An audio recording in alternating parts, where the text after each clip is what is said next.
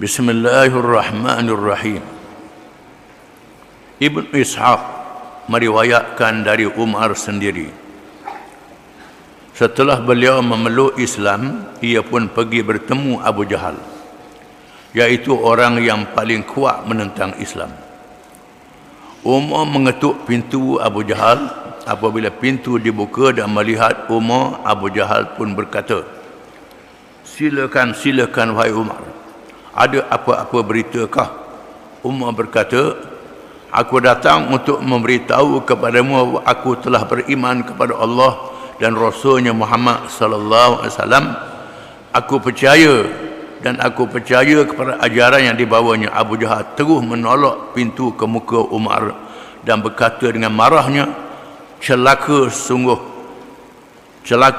kamu dan celaka sungguh berita yang kamu bawa ini, kata Abu Jahal. Umar mengisytiharkan Islamnya. Dengan Islamnya Umar dan Hamzah radhiyallahu anhuma, tambah MA itu kan dua orang, telah membawa perkembangan baru kepada peningkatan kemajuan dakwah Islamiah di saat memuncaknya tekanan sehingga ke peringkat wujudnya beberapa usaha membunuh Rasulullah sallallahu alaihi wasallam oleh penentang-penentang Islam, terutamanya apabila mereka gagal menghalang kemarahan Islam. Berkat kesabaran menghadapi tekanan, walaupun golongan Islam tidak mampu lagi menghadapi tentangan secara berdepan, tetapi seringkali kezaliman dan segala perancangannya menjadi lubang-lubang yang menimbus mereka yang menentang Islam itu.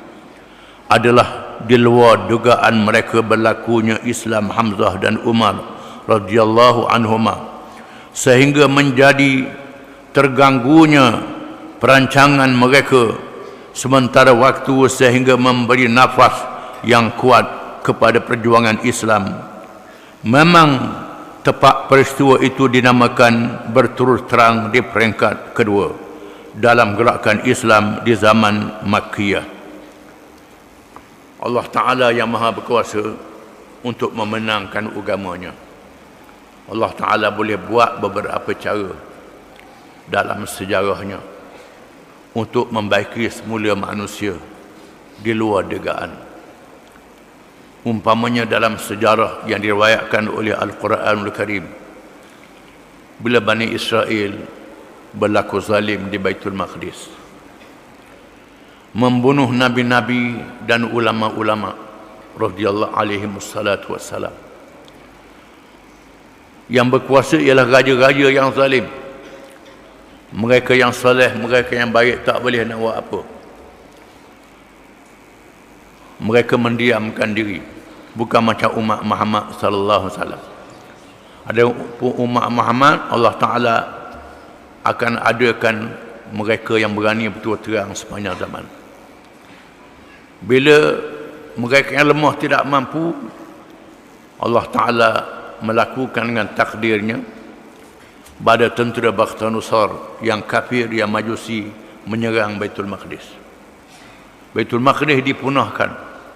Bani Israel hidup merempat beratus-ratus tahun. Selepas itu mereka balik semula ke Palestin. Itu berlaku dalam sejarah yang disebut oleh Al-Quranul Karim. Nabi pernah sebut dalam satu hadis, innallaha yansuru hadzal din birrajulil fajir. Kadang-kadang Allah Ta'ala tolong agama dengan orang jahat. Ini berlaku. Allah Ta'ala tolong agama dengan orang jahat. Bila orang jahat sedar dan insaf, balik pada Islam, menyebabkan mereka menjadi penolong kepada agamanya. Ini berlaku. Dengan sebab itu, jangan kita mudah tunjuk mu ni ahli neraka, mu ni ahli neraka. Jangan. Itu adalah kepunyaan Allah Subhanahu wa Ta'ala. Jangan kita kata mu ni dah arak sampai mati, mapuh mu dah. Begitulah jahat. Jangan, tidak boleh sekali-kali. Ini adalah hak Allah Ta'ala. Di sini disebut dalam hadis Qudsi. Dalam hadis Qudsi diriwayatkan berlaku di zaman dahulu dua orang yang bersaudara, seorang baik, seorang sangat jahat. Lalu yang baik ini berkata pada yang jahat, mu ahli neraka. hak baik kata jahat, ahli neraka. Lalu Allah mematikan keduanya. Dan Allah panggil roh keduanya menghadap Allah Ta'ala. Allah Ta'ala tanya kepada yang baik, yang mengatakan munin ahli neraka. Allah Ta'ala, urusanmu ke? Urusanmu? Urusan kamu ke yang menentukan dia neraka? Tuhan tanya dia. Dia tak boleh jawab. Lalu Allah perintahkan yang baik dia masuk neraka, yang jahat dia masuk syurga. Ini jangan main-main. Ini di bawah bidang kuasa Allah Ta'ala yang maha bijaksana, yang kita tak boleh campur tangan. Jangan campur tangan urusan Allah Ta'ala. Terdapat di kalangan orang-orang kita ni bodoh sangat bercakap. Semangat tinggi sangat. Dia tak tahu dia lagu mana. Dia lagu mana. Dia sendiri lagu mana. Duduk kuat, akhirnya terjun lagi. Ini kena faham. Tak boleh. Di sinilah dia suruh kita bersemayang dengan khusyuk. Ihdinas siratal mustaqim. Ihdinas siratal mustaqim. Tiap-tiap rakaat semayang, tunjukkanlah kami jalan betul, wahai Tuhan. Tak betul lagi ke? Duduk ulang hak tula, tak betul lagi ke? Ulang hak tula, ihdinas siratal mustaqim, tunjuk jalan yang betul. Sebabnya jalan yang betul ini sangat mencabar. Ujian-ujian syaitan yang masuk dalam hati kita, perasaan kita, dan ujian manusia yang mengelilingi kita, keluarga kita, anak beranak kita, kawan-kawan kita. Ada di antaranya yang baik kepada kita, ada di antaranya yang boleh mengheret kita kepada kejahatan. Ini kena faham. Dan sebab itulah kita disuruh bergantung pada Allah Subhanahu wa Ta'ala. Dalam surah Nabawiyah, Allah Ta'ala menolong agamanya dengan Islamnya Hamzah dan Umar bin Khattab radhiyallahu anhuma, dua orang yang dianggap samsing di zaman jahiliyah. Samsing zaman jahiliyah, cerdik samsing.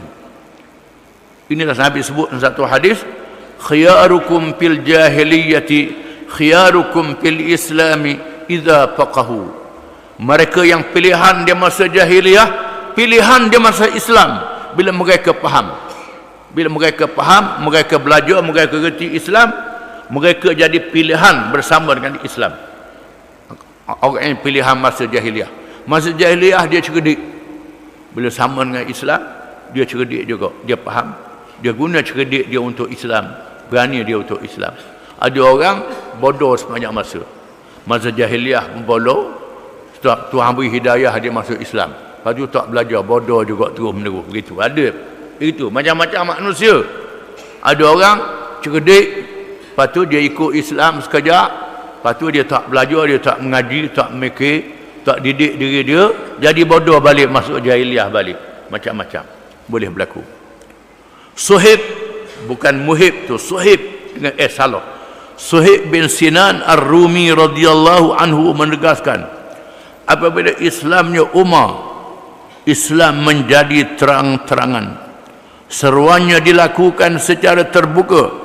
Kami duduk secara berhalaqah, secara melingkung, duduk buat bulatan di kawasan Kaabah. Kami boleh tawaf, bertindak adil terhadap orang yang berkasa terhadap kami, dan kadang-kadang kami bertindak balas. Kami pun jadi berani, kata Suhaib Ar-Rumi radhiyallahu anhu.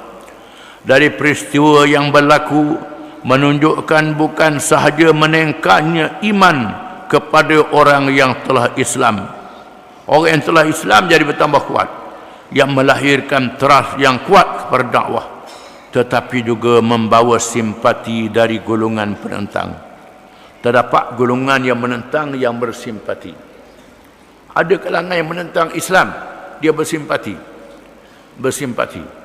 Yang simpati ini jadi berani tunjuk simpati dia. Jadi berani. Seterusnya membawa kepada pendedahan terhadap kebatilan, yang menumbuhkan pendukung yang gigih, yang lahir dari orang-orang yang pada awalnya menentang Islam. Selepas itu berbeza di antara Islam dan bukan Islam, berbeza di antara baik dan buruk, hak dan batil, benar dan salah. Orang boleh beza bila ada depan nampak hak ni orang Islam, hak ni orang bukan Islam, nampak beza, menyebabkan jadi petunjuk kalangan setengah manusia. Islamnya kedua-dua sahabat Rasulullah SAW dia antara pertolongan Allah Subhanahu wa taala. Ketika Islam memerlukan orang yang sepertinya bagi menghadapi tentangan dan cabaran yang makin memuncak. Ini pertolongan Allah kepada Nabi SAW dan sahabat-sahabat yang awal. Peristiwa ini menjadi pengajaran agar kita tidak berputus asa ketika mendakwahkan orang yang terlalu keras menentang Islam. Menunjukkan kita tak boleh putus asa dalam dakwah. Orang yang kerah, kita sabar. Sabar. Dia kerah, kita sabar. Dia kerah, kita sabar. Sabar mati kena sabar. Ini dia ajar begitu. Kerana boleh jadi mereka yang kerah ini akan berpusing mendapat hidayah daripada Allah Subhanahu wa taala. Lantaran bukan mustahil orang yang kerah menentang Islam itu kelak akan dipancari cahaya hidayah yang boleh menukar sikapnya menjadi orang yang paling gigih pula memperjuangkan Islam. Tak mustahil jadi pusing, jadi terbalik. Mereka yang kerah dulu balik mari pada Islam dan bersama dengan Islam. Ini kita kena faham. Ada orang buat badengar kita tak boleh lawak, kita ni timu dia ada riang. Timu dengan riang dak nak lawak, timu dak ada riang, kerah dak boleh lawak. Kalau efek dengan timu, abilah kulit timu cadar. Dia timu sabar dia. Dia lama-lama riang tu jadi ngekoh. Jadi poyok. Ambil poyok tok timu tok tak poyok tu. Ini dia. Tu satu bandingan yang jelas. Wallahu a'lam.